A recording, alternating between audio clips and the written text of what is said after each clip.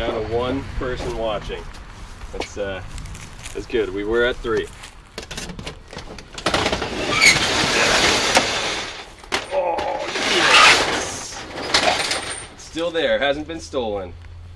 Come on. Getting close.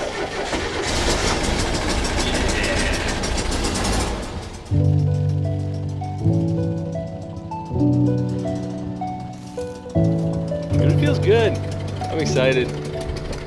Summer is here. Driving is an escape.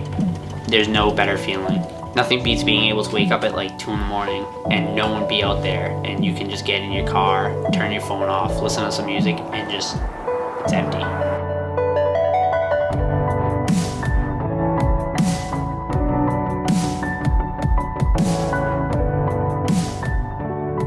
I've always liked cars since day one.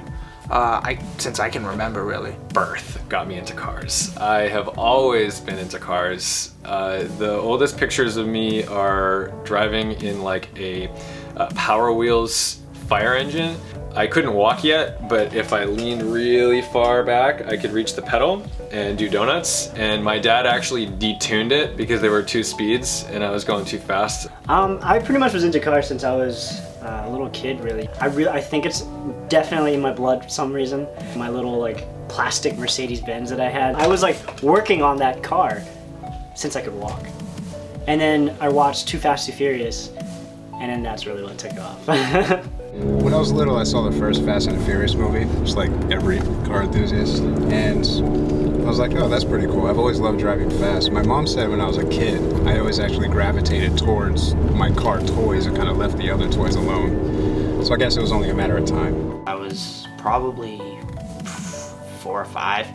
My mother had a boyfriend who was a tow truck driver, and he had an 86 Monte Carlo SS black with the maroon SS logos and the horrible 90s, 80s like red interior that Chevy did. That was it. I wanted that car more than anything in life. And then I had, racing games growing up, and that was it. The rest was history after that. During high school, my father had bought me a project car. At that point, he was like, we're gonna fix this so that it's ready by the time you have your driver's license. And I think that's really launched my interest in cars. From a young age, my dad kind of got me into cars a lot. We just kind of go drive around, he'd take me to car shows, and then he was super like mechanically inclined into fixing things himself and stuff like that, so that kind of transferred over into me starting to work on cars. And then I knew when it came time to get my first car that I wanted something that would be kind of fun and sporty and something I could work on and improve myself. I don't know, it comes down to, you can see that improvements can be made, and it's really fun to just go out and do those yourself, I think. It's hard to describe, but I think everyone wants to have something they can point at and say, I did that, I made that. It's easy enough to buy a car off the showroom floor and say, oh, that's mine, but it's another thing to say, oh yeah, that's my car, that's, no one's done that before, or, not a lot of people have that, or, I chose those parts. I think the personalization aspect goes hand in hand with wanting to modify cars and making it your own. I mean, I get it from the factory how it is, I enjoy it, and a lot of people that don't modify cars are probably like, why are you changing it? You say you enjoy it. But I want to like put my own personality on it. When I look at it and I get like a rush, like, ooh, I like that, or when I drive it, it feels good, it sounds good, it makes me feel satisfied knowing that I did it. I modify my car to kind of make it my own, make it something apart from every other gray SUV out on the road. When you get your first car and stuff, I feel like the experience of first driving a car is amazing, that freedom. But then the way I look at cars is as like a blank canvas. You see a stock car and I think they're great, like you see all these like nice cars and stuff, when you get them brand new, you appreciate it.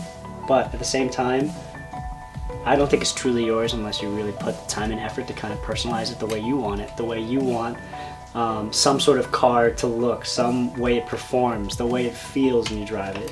Just the gratification of driving a car that you know that you put the time and effort in. You can't put a price tag on that. You can't put a price tag on the experiences. You can't put a price tag on the memories you make with the friends that come with you along this journey of transforming a car.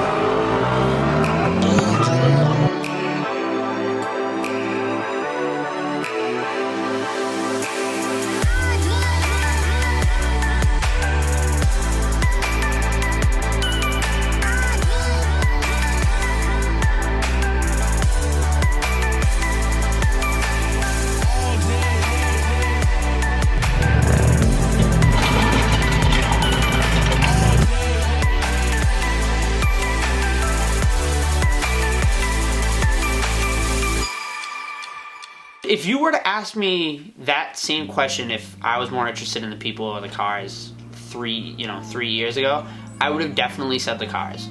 But now that I've made such an impact on a community and have met a lot of close friends now, I would definitely say the people. The people are what make this community what it is. For example, I was coming back from Waterfest last year and I blew out a wheel bearing, rear wheel bearing.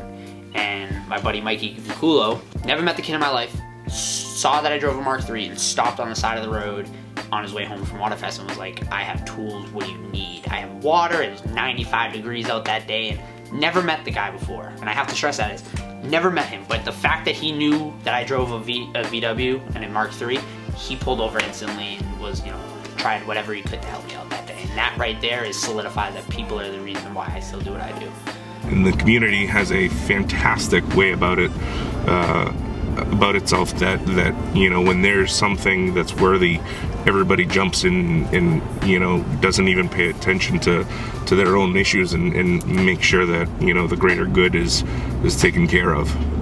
If there's ever a good cause, I feel like a lot of car people are the first to jump at the opportunity, because it spans all kinds of enthusiasts. It doesn't matter if you're into Corvettes or Civics or Volkswagens or Ferraris. Like, everyone wants to do something, and the cars are a great way to come together. We are at Mercedes-Benz of Burlington, doing a little car event over here for a nice little event for Run for Ella.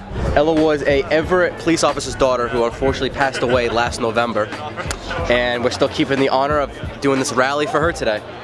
Being able to be in a community where everyone likes the same thing feels like a family, and that's hard to come by nowadays, I think.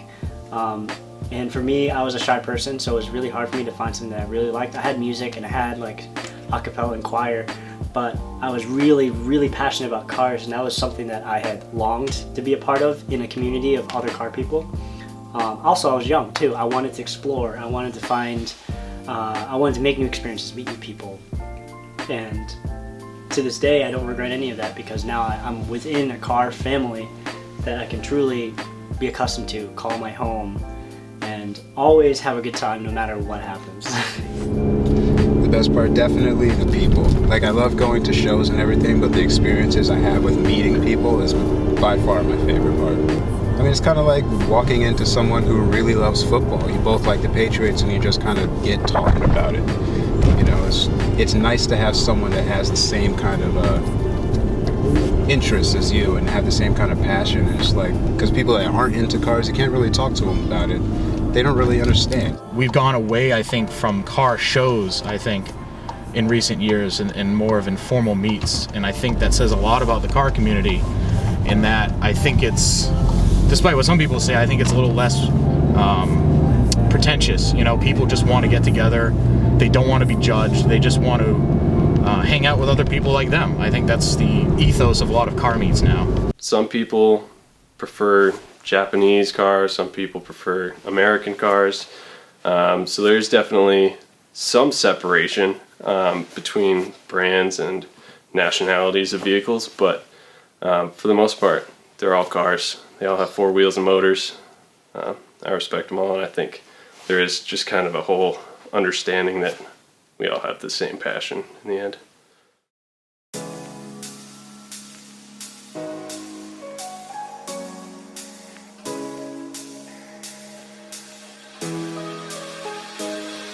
Our lips, they tasted like those cigarettes. Staring at the moon, we'd go to bed. In my arms, you're safe and sound.